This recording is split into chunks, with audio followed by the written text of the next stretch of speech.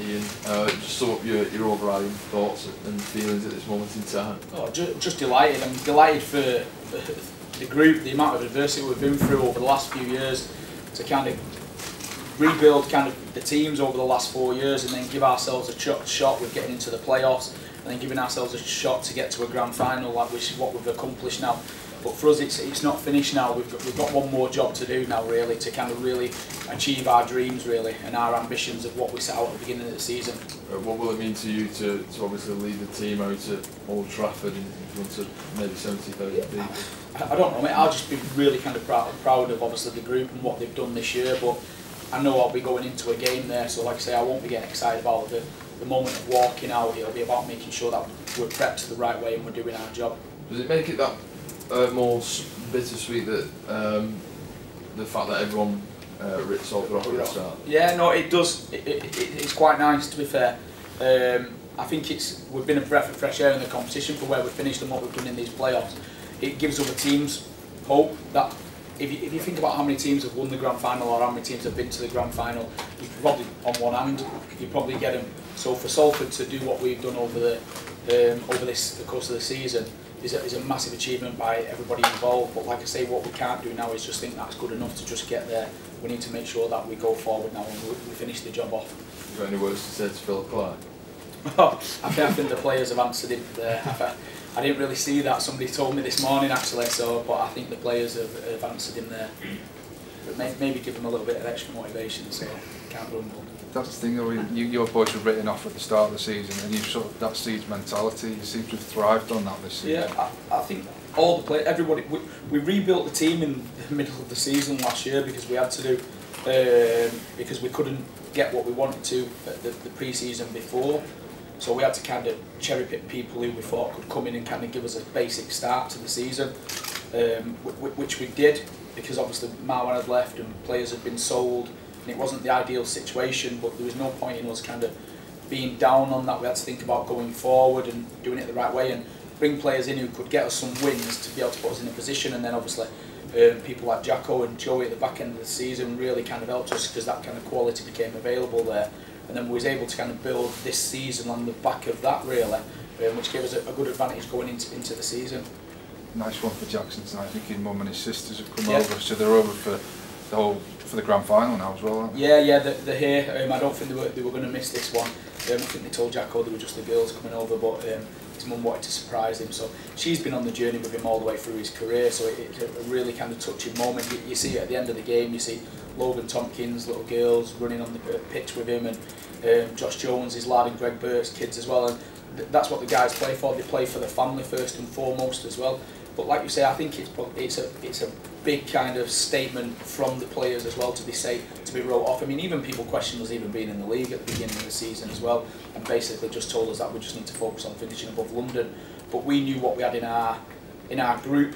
We had a group who were competitors. We've tried to cherry pick them and been pretty smart over the last few years. We're getting winners out of good clubs who people have probably thought that they kind of probably done, really. So to get another opportunity with Salford will be one of the proudest moments probably of their careers.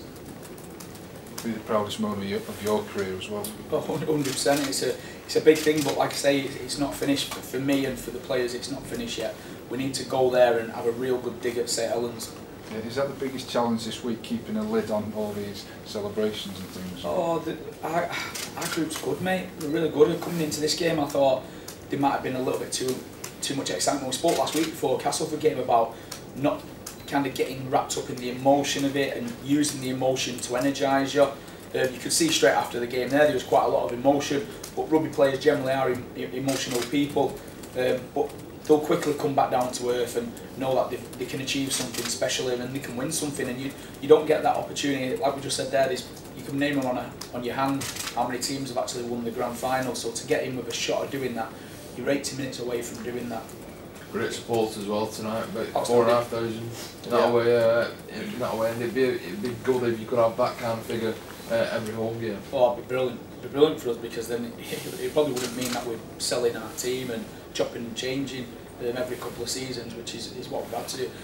The first year we came in, we was in the bottom eights, and we got through that easily that year. The year after, we ended up being in the £1 million game, but that wasn't through no fault of our own as a team. We should have been a top 8 team that year, and people forget that and just say, oh well, he was in the £1 million game, but we actually shouldn't have been in there on kind of how we played throughout the season. We went there through default, really, but then we didn't handle it well while I was in there, but we managed to get through it. The year after again, we got 4th, sampled playoff football, got to a semi-final of the Challenge Cup. Again, the team got broke up and got sold, and we had to kind of rebuild. And we did that middle of last year. And then myself and Martin Gleeson said before this season, this is the best group of people we've ever kind of recruited. Well, we'd been here anyway. And Gleeson said in the time he'd been at Salford, which was longer than me, it was the best group he felt they'd had as a playing side, and that we could do something if they just kind of held each other accountable and worked hard for each other. And that was everything that we based everything around, about the value of each other as a teammate. How big has Paul Rowley been as well since he's been outstanding since he come in. I needed somebody. I really needed somebody. I was looking for somebody like Glees. If I'm being dead honest, Glees was a massive part of us. The way he looks at the game is very kind of intellectual, the detail he goes into, and he knew how I wanted to play and how we wanted to put that across to the players, and he was good at that as well. He's been phenomenal. He was there with us tonight. He's been a big part of what we've done, Glees, but Rose coming in as give us that a guy who's experienced in managing players, in coaching rugby league games. So he's sampled it from every side, and I do believe the Championship is a real good grounding school for coaches, and you'd wish that other Super League clubs would look at the Championship before going overseas sometimes for coaches. But yeah, that's obviously the CEOs and their choice, but as a game, I'd like people to have a little look more there, because it does really ground you for what you face here. Ian, I know you lost, but how important was the St Helens game when you went away and nearly beat them in terms of leaving your team and stuff next week? Massive, that one. That was the one that myself and Glees were banging on about how good the team is if we do our jobs and you attack it to beat your individual, your opposite number. The St Helens game, we went down quite 16-0, I think we went down, and then we scored that 30 unanswered points, and then we ended up losing at the back end because we didn't manage the last 10 minutes of the game well. And we spoke at that time that last 10 minutes should have been managed in a kind of a playoff football mentality, but it gave the guys belief that they could compete with a top team at their ground as well. And then the game here 2 weeks ago was another important game for us to say you can go away from home and you can compete, you can dominate a team and you can win. And I think that's what we saw today there. I thought you saw a team come out who wasn't scared of Wigan, didn't respect their kind of reputation, and went about the job professionally. You're among the top scorers in the regular season. Yep. But in the last 2 1/4 games, you conceded 4 points. Is it the defence what's getting you now to the big games here now?